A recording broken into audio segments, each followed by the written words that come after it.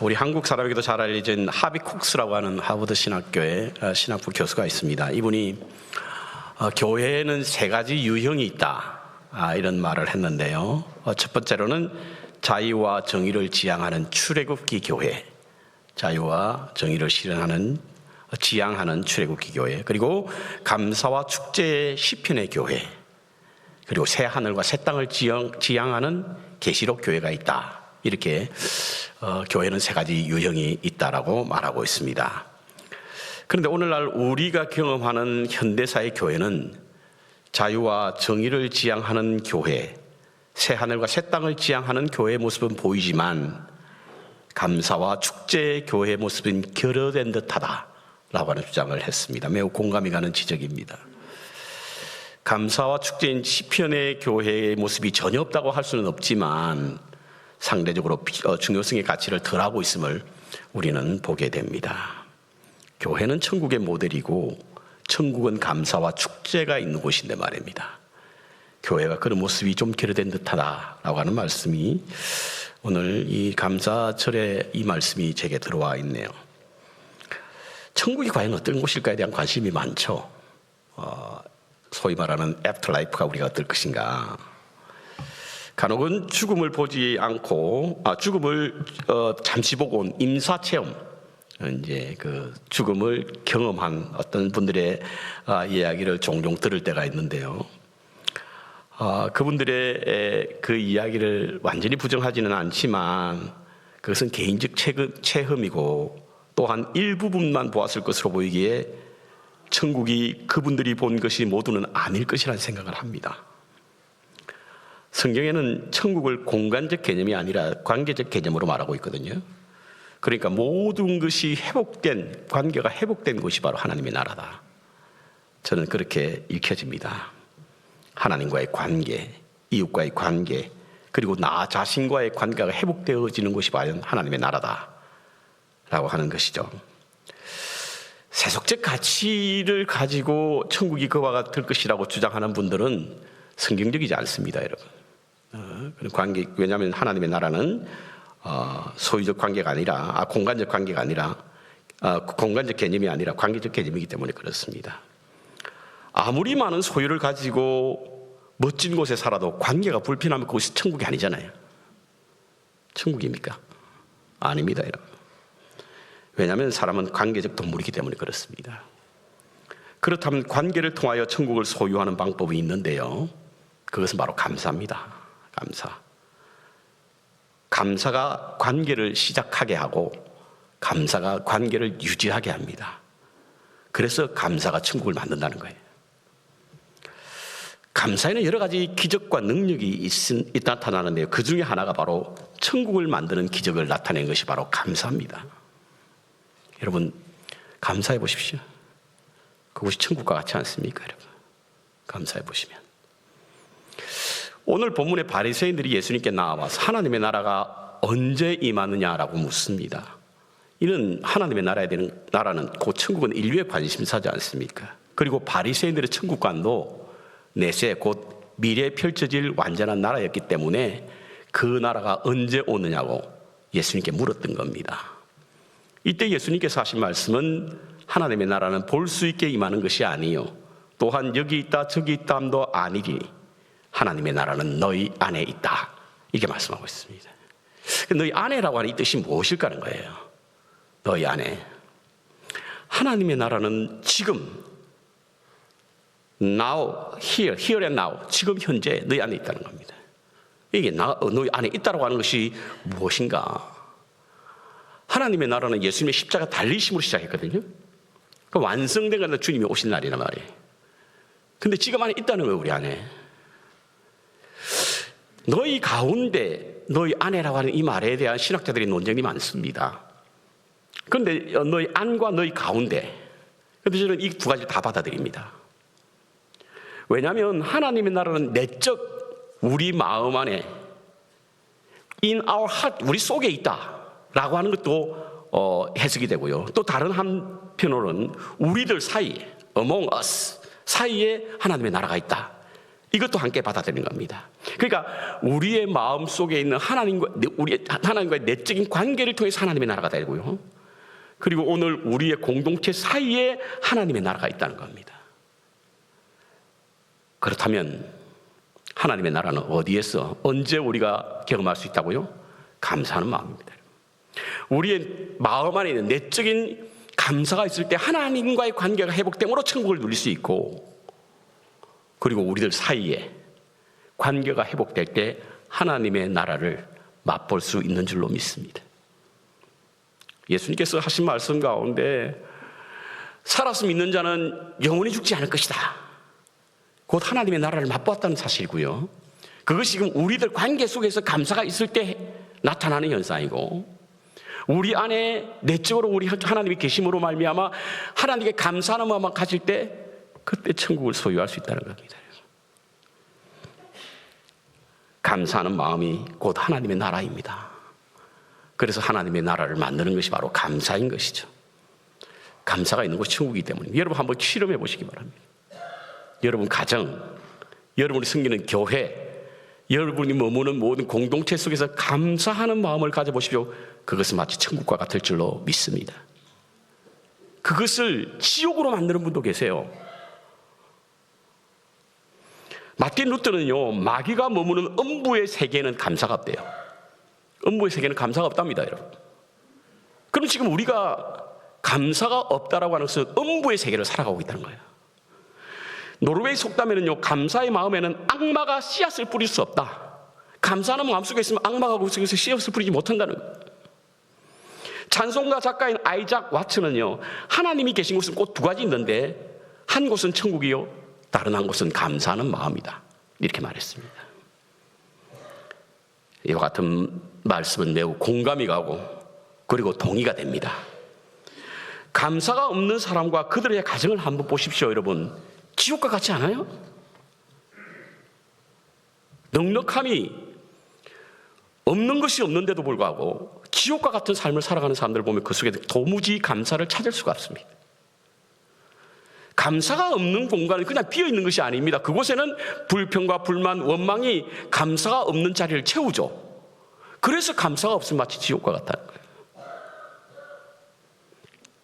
감사가 참소하려던 사탄을 물리친다라고 하는 말씀 들어보셨습니까?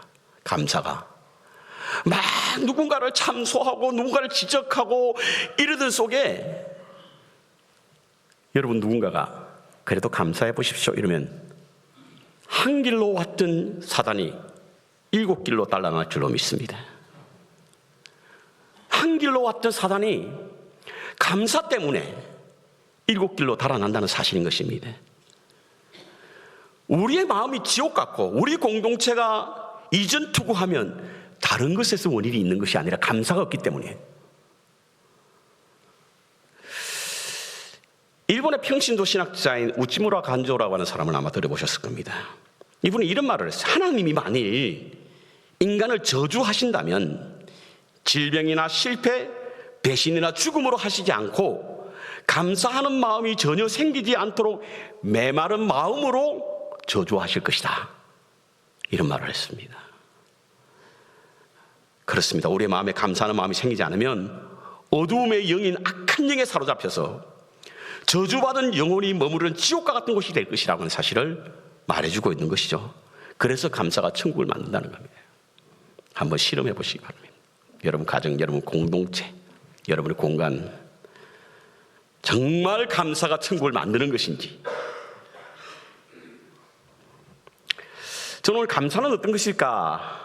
라고 하는 말씀부터 시작해보려고 합니다. 감사가 무엇인가? 감사는 첫 번째로, 감사는 자족하는 마음가짐이에요. 자족하는 마음가짐. 이게 바로 감사입니다. 여러분, 자족하는 마음가짐이 있으면 감사하고 있는 거예요.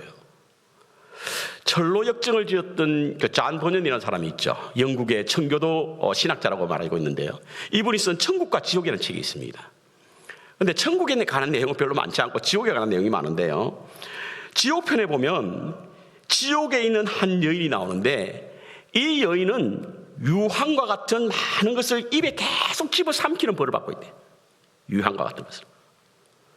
왜 저래 저 사람이 유향과 같은 것을 자꾸 입에 집어넣는 그런 어떤 벌을 받고 있는가라고 보았더니 이 여인이 생시에 평소에 살아있을 때 엄청난 양의 금을 소유하고 있음에도 만족하지 못한 삶을 살았대. 그래서 지옥 가서 유황, 금색하고 비싸장 유황이 그걸 계속 먹는 그런 벌을 받고 있답니다. 재미있는 것은요, 지옥에 있는 이 여인은 이 땅에 가지고 있던 금만 있으면 뇌물을 쓰더라도 천국에 갈 수 있다고 생각을 하고 있다는 거예요. 그와 같은 사람이 지옥에 가서 계속해서 유향을 먹고 있다는 거예요. 만족하지 못한 삶을 살았기 때문이죠. 끊임없이 욕심 속에 사로잡혀서 자기의 만족을 채우지 못한 채 살아가고 있는 여인에게 주어진 벌이라고 철로 역정을 지은 존 버녀는 지옥필에서 소개하고 있습니다.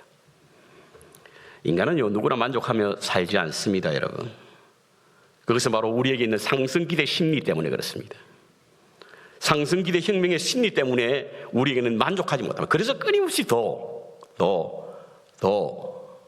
more and more. 더 많은 돈, 더 좋은 집, 그리고 더 큰 행복, 이것을 쫓아가지 않습니까, 여러분? 더 많은 돈을 벌려고 부정을 저지르고, 더 좋은 집을 지으려고 투기하고, 더 큰 행복을 찾으려고 여기저기 기웃거리는, 더를 노래 부르며 살아가고 있는 것이 바로 우리의 인생입니다. 이것은 바로 기대의 상승 심리가 우리 안에 있기 때문에 그렇습니다. 그러다 보니까 자꾸 다른 사람과 비교하는 거예요. 만족하지 못하고. 오늘 아침은 제가 요리를 했습니다. 여러분 잘 믿어지지 않으시는 것 같은데 저도 가끔은 합니다. 계란 후라이로 아침을 준비했습니다. 계란 후라이를 하려고 하다 보니까 후라이팬에 먼저 기름을 얹어야 되잖아요. 근데 제 눈에 들어온 것이 보니까 포도씨 기름이에요. 포도씨 기름. 요즘은 뭐 포도씨 기름, 그다음 또 뭐죠? 뭐 아보카도 기름 이런 거 쓰잖아요. 근데 그것을 제가 부으면서 갑자기 그런 생각이 드는 거예요. 내가 처음 이민을 왔을 때 그때는 노란 콩기름 있잖아요. 큰 거 그거 사가지고 조금 따라서 쓰고는 혹시 튀김할 일이 있으면 튀김하고 난 후에 남은 기름 버리지 않고 다시 재활용해서 썼던 그런 기억이 생각나면서 그때보다 엄청 잘 사는구나. 근데도 감사가 없는 거예요. 끊임없이 기대 상승 심리가 우리 가운데 있기 때문에 그런 거예요. 우리는 지금보다 훨씬 더 넉넉하고 잘 삶에도 불구하고 감사가 느껴지지 않는 이유가 뭐죠? 우리 안에 기대 상승 심리가 우리 마음을 사로잡고 있기 때문인 것입니다. 성경을 연구한 사람들이요, 성경에 나오는 사람 가운데 가장 많이 감사한 두 사람을 뽑는데 한 사람은 구약에 나오는 다윗이요, 다른 한 사람은 신약에 나오는 바울입니다. 그런데 여러분, 감사라고 하는 단어를 썼을 때에 다윗도 그렇고 바울도 그렇고 그가 평안할 때, 그가 완전히 완벽할 때, 그가 높은 자리에 있어요? 아닙니다. 그는 쫓겨다니는 도망자 신세였을 때에, 그리고 포악을 당했을 때에 그때 더 감사가 넘쳤던 거. 왜죠? 뭐 때문이죠? 한번 보시죠. 다윗의 시편 23편 여호와는 나의 목자시니, 그 시가 언제 쓰여졌다고요? 그는 사울이 자기를 죽이려고 하는 것을 피하여 도망가던 그 시대에 쓰여졌던 것이 바로 여호와는 나의 목자시니. 그런데 그곳에 어떤 말씀이 나옵니까? 여호와는 나의 목자시니 내게 부족함이 없으리로다. 부족함이 없대요. 눈을 들여다보면 부족한 게 투성이 있는 말이죠. 부족함이 없다는 거예요. 사도 바울 선생은 어떻습니까, 여러분? 내가 풍부에 처할 줄도 알고 빈부에 처할 줄도 알아 삶의 일체 비결을 배웠다고 하는데 이 빌립보서가 언제 쓰여졌습니까? 빌립보서는요, AD 62년 바울이 곧 죽음을 앞두고 쓰여진 책이 바로 빌립보서예요. 부족함이 없다는 거예요. 고린도 후서에 보니까 자기는 내 은혜가 내게 족하다라고 하는 말까지 고백했습니다. 족하다는 거예요. 족하다는 거예요. 그리고 자신의 연약함을 오히려 자랑한다라고 했는데, 여기 자랑한다라고 하는 헬라 원문에 보면 이 자랑한다의 또 다른 뜻은 바로 감사한다는 거예요. 나의 약함을 감사한다는 겁니다. 감사는 자족하는 마음에서 생기는 겁니다. 자족하지 않으면 아무리 좋은 환경, 좋은 형편에도 감사할 수 없습니다. 자족하는 마음이 감사하는 마음이에요. 두 번째로 감사는 은혜의 통로입니다. 여러분. 감사라고 하는 것은요, 받은 바 은혜에 대한 고마움의 표시가 바로 감사거든요. 받은 바 은혜에 대한 고마움의 표시. 그래서 감사를 땡스기빙이라고 합니다. 감사를 드린다라고 하는 표현을 하는 거예요. 말할 수 없는 은혜, 형언할 수 없는 사랑, 우리의 언어로는 도무지 표현할 길이 없어서 내가 하나님의 은혜를 무엇으로 보답할꼬? 그것은 바로 감사다. 이건 제 말이 아니라 시편 116편에 나오는 다윗의 고백입니다. 내가 하나님으로 받은 은혜를 무엇으로 보답할 수 있을까? 그 결론은 바로 내가 주께 감사제를 드리고 여호와의 이름을 부르리이다. 은혜라고 하는 단어, 이 카리스라고 하는 단어는요, 감사라고 하는 단어를 포함하고 있습니다. 그래서 우리가 읽는 성경에 보면 똑같은 헬라어 원어인데도 전체적인 문맥에 따라서 은혜로 표현되기도 하고 감사로도 표현되는 겁니다. 예를 들어서 히브리서 12장 28절에 보면 개역 성경에는 감사하자라고 표현되어 있고 개역 개정판에는 은혜를 받자라고 표현되어 있습니다. 번역되어 있습니다. 디모데후서 1장 12절에는 바울은 예수 그리스도 우리 주께 감사하자라고 표현되어 있고 14절은 똑같은 단어임에도 불구하고 그 은혜를 넘치도록 풍성하였다 이렇게 해석하고 있습니다. 그러니까 감사와 은혜는 한 단어로 쓸 수 있는 단어란 이야기예요. 이 말은 무엇을 말합니까? 감사는 은혜를 느끼는 자가 가지는 것이 바로 감사입니다. 여러분. 내가 은혜를 받았다고 생각지 않으면 감사를 느낄 수가 없죠. 은혜의 모습 속에 감사의 모습이 있고요, 감사는 은혜를 동반하고 있다는 사실을 우리는 잊지 말아야 합니다. 그래서 감사는 은혜의 꽃이라고 말하는 거예요. 은혜의 꽃. 은혜를 알 때에 감사의 꽃이 핀다는 겁니다. 그런데 언제 우리가 하나님의 은혜를 느낄 수 있죠? 우리에게 주어진 모든 것이 당연한 것이 아니라고 느낄 때 우리는 비로소 하나님의 은혜를 경험할 수 있습니다. 우리가 지금 누리고 있는 것, 우리가 지금 가지고 있는 것, 이것이 거저 주어진 것이 아니라고 하는 것을 느낄 때 우리는 하나님의 은혜를 느끼는 겁니다. 하나님, 절대적인 하나님 주신 것, 그때 우리는 감사하게 되는 거죠. 감사는 우리의 필요를 채워주신 분들의 호의에 대한 정중한 태도가 바로 감사이기 때문에 그렇습니다. 은혜를 감사로 보답하게 되면요, 더 은혜가 커지는 거 아세요? 은혜를 감사로 표현하게 되면 그 은혜가 더 커집니다. 그래서 감사하니까 은혜가 충만해진다라고 하는 이야기 듣는 겁니다. 우리 성도님들 가운데 감사합니다, 감사합니다라고 하는 말씀을 입으로 삶으로 고백하는 분들을 보면요, 은혜가 충만하게 보여요. 한번 보시기 바랍니다. 그냥 보지 마시고 오늘 제가 드린 말씀을 기억하면서 한번 저분을 보십시오. 감사를 입에 달고 있고 감사를 삶으로 고백하는 분들을 보면요, 그 은혜가 얼마나 충만한지. 왜냐하면 은혜와 감사는 똑같은 동요니까요. 세 번째로, 감사는 행복을 담는 그릇입니다. 천국과 낙원 그리고 에덴은 같은 어원을 가지고 있습니다. 그러니까 하나님의 나라는 에덴 동산이라고 할 수 있죠. 그런데 에덴이란 말의 뜻이 무엇이냐면 기쁨, 행복 그리고 즐거움이라는 뜻을 가지고 있거든요.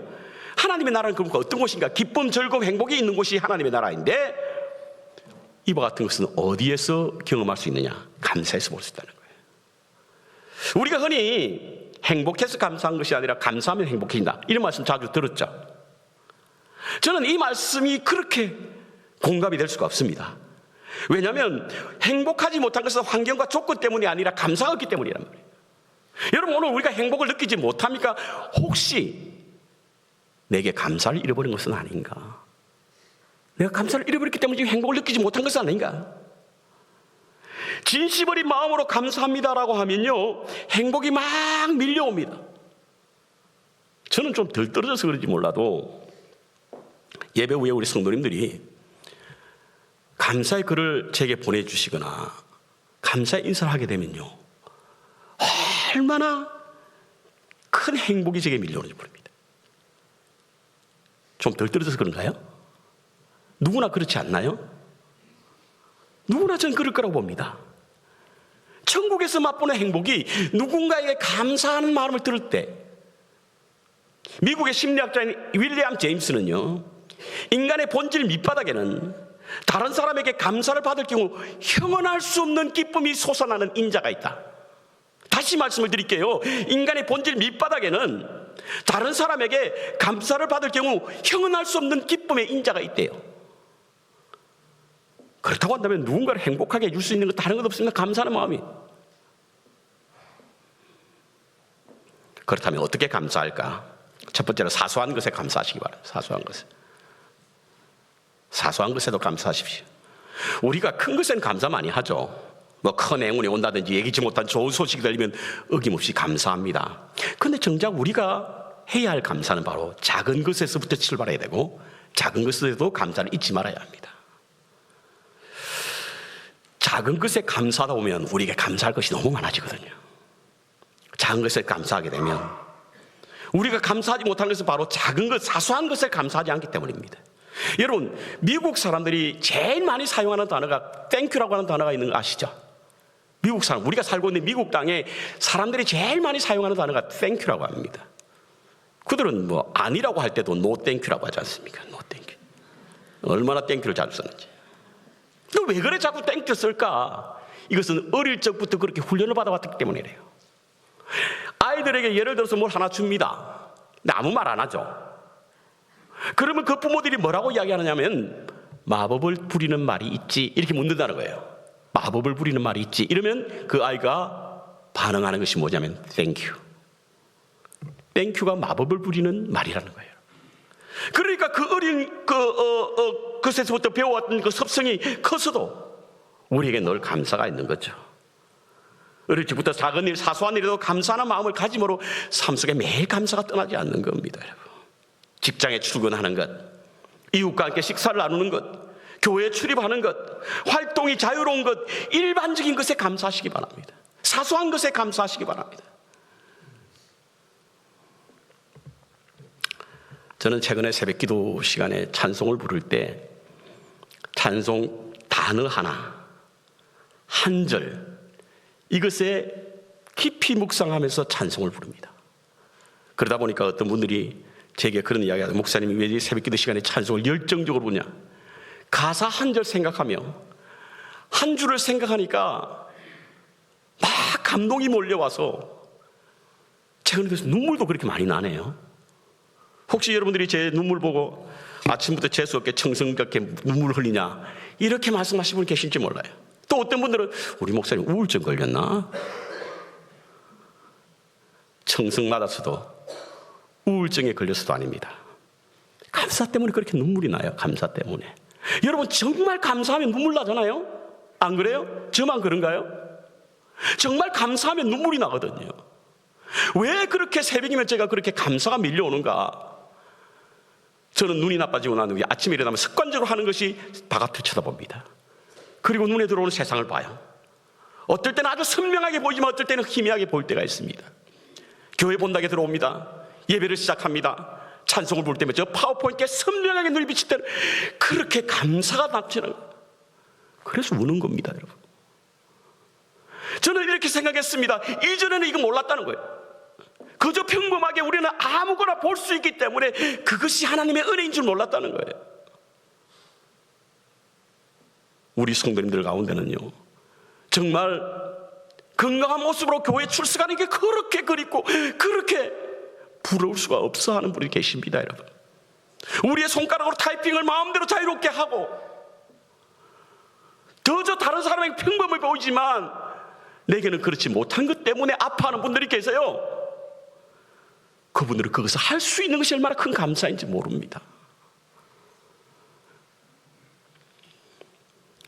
두 번째로 가까이 있는 사람에게 감사하시기 바랍니다. 가까이 있는 사람에게. 우리는 멀리 있는 사람, 그리고 오랜만에 만난 사람에게는 감사하는데 정작 가까이 있는 사람에게 감사를 소홀히 할 때가 있습니다. 우리가 감사해야 될 사람은 우리 가까이 있는 사람이에요. 내 아내와 내 남편, 내 자녀들, 우리가 섬기는 교회들, 교우들, 이들에 감사해야 되지 않겠어요? 우리 가정에 감사해야 됩니다. 의식주 활동을 공유하고 우리에게 평안과 쉼을 제공하는 우리의 가정, 감사해야 되겠죠. 내가 섬기고 있는 곳, 우리의 영혼을 살찌우게 하고 만족해하는 우리 교회, 감사해야 되지 않겠습니까? 우리가 살고 있는, 그리고 우리 자녀들의 미래를 펼치고 꿈을 키우는 우리가 살고 있는 미국, 감사해야 되지 않겠어요? 나의 직장, 나의 사업장에 감사하십시오. 건강한 수고에 땀을 흘리고 그 대가를 제공하는 곳에 감사해야 되지 않겠습니까, 여러분? 가까운 곳에 감사해야 됩니다. 그러면 그곳이 천국이 됩니다. 천국은 우리 가까운 곳에서부터 시작돼야 되잖아요. 마지막으로 모든 일에 감사하라. think와 thank you는 같은 어원을 가지고 있습니다. 그러므로 생각을 하면 감사가 나온다는 거죠. 감사는 소유의 크기가 아니라 생각의 크기라고 말하고요, 믿음의 크기라고 말합니다. 생각은 운명을 찍는 사진기라고 하죠. 찍은 대로 나오게 돼 있다는 거예요. 이는 매우 의미심장한 말이지 않습니까? 생각을 달리하면 감사가 되는 거예요. 생각을 달리하면. 제 동료 목사의 친구 얘기입니다.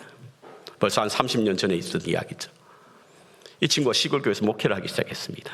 근데 시골교회 목회가 지금이나 예나 그렇게 잘 안 되잖아요. 뭐 가구수라 해봐야 한 50 정도 가구사 되는 곳에 교인을 얼마나 많이 모으겠습니까? 그렇게 힘든 목회를 하고 있을 때 마침 서울에서 선배가 찾아와서 전화가 왔습니다. 지금 읍내 와 있으니까 같이 식사나 하자고. 그래서 갔습니다. 목사님이 선배 목사님 맛있는 밥도 사주었습니다. 커피도 사주고 빵도 사주고, 그리고는 돌아올 때 봉투 하나도 주더라고요. 그래서 그 봉투에 뭐가 들어있을까 보면서 보니까 그 안에 5만 원이 들어있더라는 거예요. 얼마나 기분이 좋았는지 모릅니다.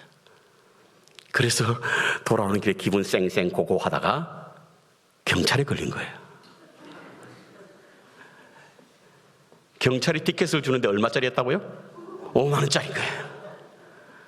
목사님 너무 화가 나고 기분이 나빠서 집에 들어와서는 저녁도 안 먹고 이불을 덮어쓰고 누웠네요.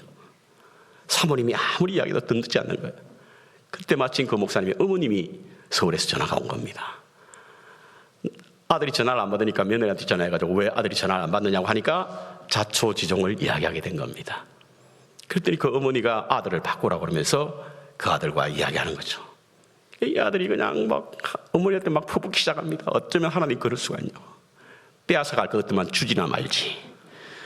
사람 약 올리는 것도 아니고 왜 5만 원 줬다가 5만 원 뺏어가냐. 막 화를 내고 어머니한테 온갖 불평을 다 하니까 그 어머니가 그런 말을 하더래요. 아들, 목사, 감사하게 줬다 뺏은 것이 아니라 미리 빼앗길 줄 알고 하나님이 주신 거야.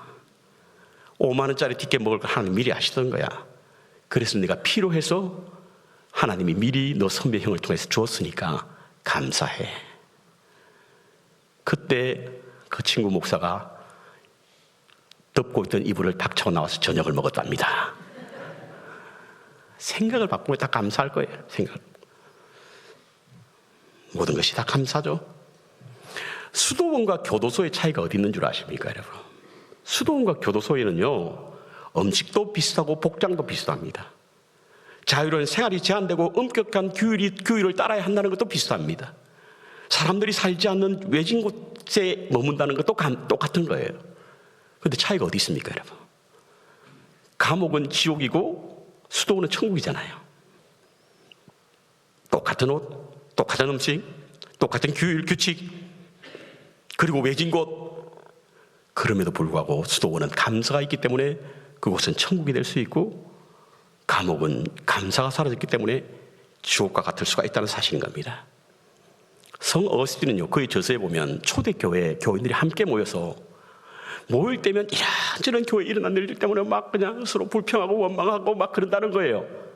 근데 돌아갈 때는 뭐라고 헤어지면서 돌아가는 줄 아십니까? 하나님께 감사하십시다. 하나님께 감사하십시다. 이러면서 헤어졌다라고 하는 전통이 있습니다. 저는요, 여러분과 제가 예배를 드리고 세상을 나갈 때 사람들이 어디 다녀와? 라고 물으면 나 천국에 갔다 온다? 나 하나님 나라 갔다 온다? 라고 하는 꿈과 이상이 있습니다. 그런데요, 그것은 여러분들이 감사가 있으면 그 이상은, 그 꿈은 현실이 될 수 있는 줄로 믿습니다. 여러분들이 감사가 있으면 그곳이 바로 천국이기 때문에 그렇습니다. 지옥과 같은 세상을 살 때에 교회는 천국이 되어야 하고, 그 교회는 바로 감사가 넘치는 곳이 천국인 줄로 믿습니다. 사소한 것에 감사하십시오. 가까운 것에 감사하십시오. 범사에 감사하십시오. 그때 우리는 천국을 누릴 수 있는 줄로 믿습니다. 내 심령 속에 감사로 천국을 누리시고, 우리의 공동체의 감사로 천국을 드러내심으로 이 땅에서부터 하나님의 나라의 맛을 보며 하나님의 백성으로 살아 미래 하나님 나라의 주인이 되시기를 주님의 이름으로 축원합니다.